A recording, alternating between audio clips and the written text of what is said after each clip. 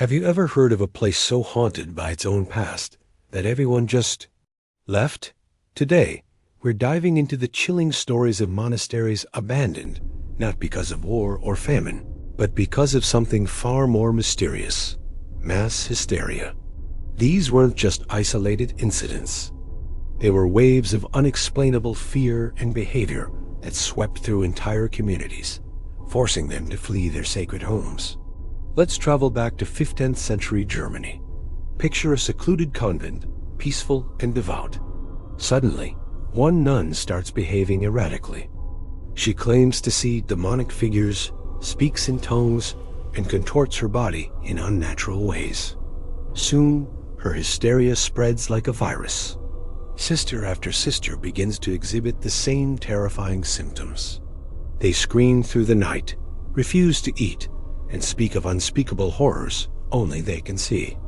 The local priests try exorcisms, prayers, anything they can think of, but nothing works. The hysteria intensifies, growing more violent and bizarre. The community, once a haven of peace, becomes a place of chaos and terror. Eventually, the situation becomes so untenable, so frightening, that the church authorities have no choice but to disband the convent entirely. The nuns are scattered, and the once holy buildings are left to crumble, forever tainted by the psychological storm that consumed them. This wasn't a one-off event. Similar stories echo through history across Europe. In France, a monastery of monks reported being tormented by spectral visions. It started with one monk who swore he was being attacked nightly by an invisible force. His terror was so palpable, so convincing, that his brothers began to experience it too. They'd wake up with scratches, hear disembodied whispers in the stone corridors, and see shadows darting just at the edge of their vision. The collective panic spiraled out of control. Was it a demonic infestation, a curse, or something else? They couldn't explain it, and they couldn't fight it. The fear became a physical presence, driving them to the brink of madness. Within a year, the monastery, which had stood for centuries, was completely empty. The monks abandoned their vows in their home, choosing a life of uncertainty over the certainty of nightly terror. So, what exactly was happening here? Modern psychology offers a term for it: mass psychogenic illness. In isolated, high-stress environments like these monasteries, intense psychological pressure can manifest as physical symptoms. Think about it: a life of strict routine, isolation from the outside world, and immense spiritual pressure. It's a perfect breeding ground for anxiety. When one person breaks, their distress can become a trigger for others, creating a domino effect of shared delusion. The mind is an incredibly powerful thing, capable of creating its own reality, especially when fueled by fear and suggestion. These weren't evil spirits in the traditional sense. They were the projections of troubled minds, amplified by the echo chamber of a closed community. These abandoned monasteries stand today as silent monuments to the power of the human psyche. They are eerie, beautiful, and a little bit sad. Their empty halls and overgrown courtyards aren't just ruins. They're historical case studies of what happens when the mind turns against itself. They remind us that sometimes the most terrifying ghosts aren't the ones that haunt buildings, but the ones that haunt our own minds. The stories of these places are a fascinating, if unsettling, look into a bizarre chapter of human history, where faith, fear, and psychology collided with devastating results. What do you think? Could you live in a place with such a history? Let me know your thoughts in the comments below. Thanks for watching, and if you enjoyed this journey into the unknown, don't forget to like, subscribe, and hit that notification bell for more mysterious stories. See you next time. Ever wondered what secrets lie beneath the sacred grounds of some of the world's most beautiful churches? You might be surprised to learn that many of these holy sites were intentionally built on places with a dark, sinister past. Places where pagan rituals, and some say, even demonic ceremonies once took place. It's a fascinating story of faith conquering fear, light overcoming darkness. Let's dive into some of the most famous examples. First, let's head to the heart of Rome, to the Basilica of Santa Maria sopra Minerva. The name itself gives us a clue. Sopra Minerva means over Minerva. This stunning Gothic church was built directly over the ruins of a Roman temple dedicated to the goddess Minerva. But it wasn't just Minerva. This area was also associated with the Egyptian goddess Isis, whose cult was considered mysterious and even dangerous by the Romans. The early Christians saw these pagan deities as demonic figures. By building a church dedicated to the Virgin Mary right on top of this site, they made a powerful statement. The new faith was triumphing over the old, supplanting the darkness with divine light. Now let's journey to Mexico City and visit the magnificent Metropolitan Cathedral. This is one of the largest cathedrals in the Americas, and its foundations rest on a truly significant spot. It was built right next to the Templo Mayor, the main temple of the Aztec capital, Tenochtitlan.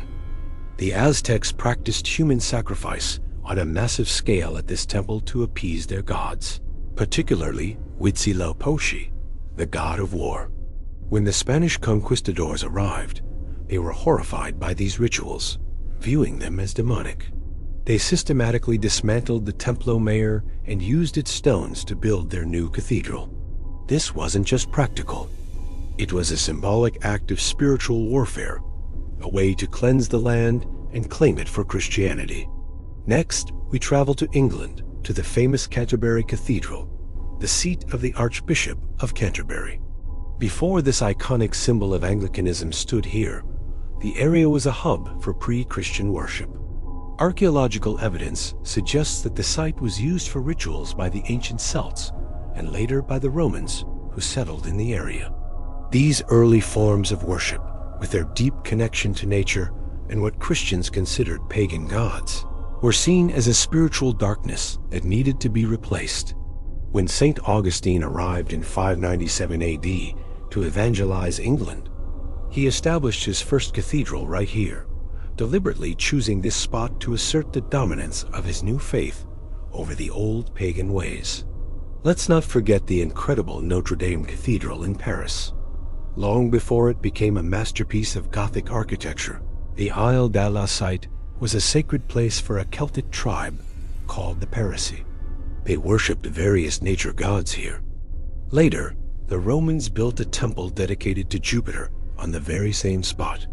The early Christians believed these pagan gods were manifestations of demonic forces. So, when they decided to build a grand cathedral dedicated to Our Lady, the Virgin Mary, they chose this location to purify it and rededicate it to God. The construction of Notre Dame was a declaration that the Christian faith had conquered the city's pagan and demonic past. So, why did they do this? Why build on these supposedly cursed grounds? It was a brilliant strategy of spiritual conquest. Instead of avoiding these dark places, the early church confronted them head-on. By building their most sacred structures on top of pagan temples and ritual sites, they were sending a clear message. Our God is stronger than your gods. Light is more powerful than darkness. It was a physical and spiritual act of transformation, turning places of fear into beacons of hope and salvation. These churches stand today not just as architectural marvels, but as testaments to a history of spiritual battles. They remind us that faith isn't about avoiding the darkness, but about shining a light so bright that the darkness has no choice but to flee. It's a powerful legacy, etched in stone and spirit, inviting us to look beyond the beauty and see the profound stories of victory hidden within their walls. Thanks for watching. And if you found this fascinating, don't forget to like and subscribe for more hidden histories. Deep beneath the bustling streets of Paris, a silent city of the dead holds secrets darker than anyone can imagine. Welcome to the Empire of Death, the Paris Catacombs, home to the remains of over 6 million souls. But what if I told you these tunnels, these walls of bone and skulls, have been used for more than just a final resting place? What if they are the stage for modern-day forbidden rites? The official tour only shows you a tiny fraction of this 200-mile labyrinth. The rest is off-limits, a dangerous, unmapped network known as the Catas. For centuries, this underground world has drawn in secret societies and thrill seekers. Groups like the UX or Urban Experiment have secretly repaired clock towers and even built a fully functional movie theater down here, complete with a bar and restaurant. They operate in the shadows, preserving and interacting with the city's hidden heritage. But not everyone who ventures into the darkness has such noble intentions. There are whispers, stories passed between the cataphiles, the urban explorers who illegally roam these tunnels. They speak of strange gatherings, of candlelit circles in forgotten chambers, and chants echoing through the narrow passages. Imagine being deep underground, miles from any exit, and stumbling upon an altar made of femurs, adorned with strange symbols and the remnants of a recent ceremony. It sounds like something out of a horror movie, but for some, it's a chilling reality. In the 1980s, reports emerged of neo-pagan and satanic groups holding rituals in the catacombs. They were drawn by the potent symbolism of the place, a realm literally built from death. The sheer density of human remains creates an atmosphere thick with history, and some believe spiritual energy. These groups saw it as the perfect venue to conduct their ceremonies, far from the prying eyes of the world above. Police patrols were increased, and entrances were sealed, but the labyrinth is vast, and determined individuals always find a way in. Even today, explorers find evidence of these clandestine meetings. Melted wax on skulls, strange graffiti that isn't the usual cataphile art, and unsettling arrangements of bones. There's a well-known chamber called the Beach, a large sandy cavern where parties happen. But deeper, in more secluded spots, the vibe is different. There's a place known as the Cellier dalla Ossulet, or the ossuary cellar, where skulls are arranged in intricate, almost artistic patterns. While some are historical, others appear more recent, their purpose unknown and unsettling. One of the most famous legends is that of the green-skinned man, a spirit said to haunt a specific section of the tunnels. But what if some of these ghost stories were created to keep people away from certain areas? What if they're a cover for rituals that continue to this day? Think about it. No light, no sound from the outside world. Just you, the darkness, and the silent judgment of 6 million dead. It's the perfect setting for those looking to connect with something else. The allure of the catacombs is powerful. It's a place where history, art, and the macabre collide. While most explorers are simply there for the adventure and the history, the evidence suggests that for some, it remains a sanctuary for forbidden practices. These tunnels aren't just a tomb. They're a living, breathing secret, a place where the line between the world of the living and the realm of the dead is incredibly thin. What other secrets are waiting to be discovered in the darkness beneath Paris? Thanks for joining me on this journey into the shadows. If you found this fascinating, hit that like button and subscribe for more explorations into the world's greatest mysteries. Stay curious and see you next time. Ever wondered what secrets lie beneath the grandeur of the Vatican? While we marvel at St. Peter's Basilica and the masterpieces in the museums, a whole other world exists right under our feet. Today, we're diving deep into the mysterious underground tunnels of Vatican City. Let's start with what we know for sure. The most famous underground area is the Vatican Necropolis, located directly beneath St. Peter's Basilica. This isn't a spooky, forgotten catacomb, but an ancient Roman cemetery. In the 1940s, excavations under Pope Pius XII revealed this incredible site. Archaeologists were searching for the tomb of St. Peter himself. What they found was a city of the dead, with mausoleums and tombs dating back to the 1st century. It's an archaeological treasure, and remarkably, you can actually visit it through a special tour called the Scavi Tour.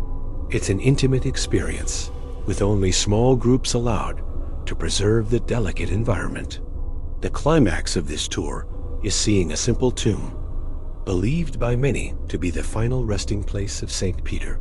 But what about secret tunnels? This is where fact starts to blend with fiction and legend. One of the most famous is the Passado di Borgo. This isn't exactly a secret, but it's certainly intriguing. It's an elevated, fortified corridor, about half a mile long, that connects the Vatican to Castel Sant'Angelo, a massive fortress on the banks of the Tiber River. It was built in 1277 and served as an escape route for popes in times of danger. Pope Clement VII famously used it in 1527 to flee during the sack of Rome. While it's mostly above ground, parts of it feel like a hidden tunnel, a secret passage to safety. It's a real-life feature that has fueled countless stories, including Dan Brown's Angels and Demons. Now, let's talk about the legends. For centuries, rumors have swirled about a vast, secret network of tunnels stretching far beyond the Vatican walls. Some tales claim these tunnels lead to other parts of Rome, filled with priceless art and historical documents hidden away for safekeeping. The most popular legend is about a secret tunnel connecting the Vatican directly to Lateran Palace, the official ecclesiastical seat of the Pope. Imagine a subterranean highway for popes and cardinals, moving unseen beneath the bustling streets of Rome. Then there are the Vatican's secret archives. The name itself sparks the imagination. While the archives are real and contain millions of documents spanning centuries, the idea of them being stored in a labyrinth of dusty tunnels is mostly a myth. The archives are housed in a modern, climate-controlled bunker adjacent to the Vatican Library. While there are certainly underground storage areas, it's not the Indiana Jones-style maze some people picture. Scholars can actually request access to many of these documents, so they're not as secret as the name implies. So, do secret, uncharted tunnels exist beneath the Vatican? It's highly unlikely there's a massive, unknown network. The ground beneath Rome is a complex web of ancient ruins, sewers, and modern subway lines. Any large-scale tunneling would be incredibly difficult to keep secret. However, it's possible that smaller, forgotten passages exist: old cellars, sealed-off crypts, or early Christian catacombs that were built over. The Vatican is a place of immense history, built layer upon layer over 2,000 years. It's a city that holds its secrets close. So while the idea of a vast secret tunnel system is more fantasy than reality, the known underground spaces of the Vatican are fascinating enough.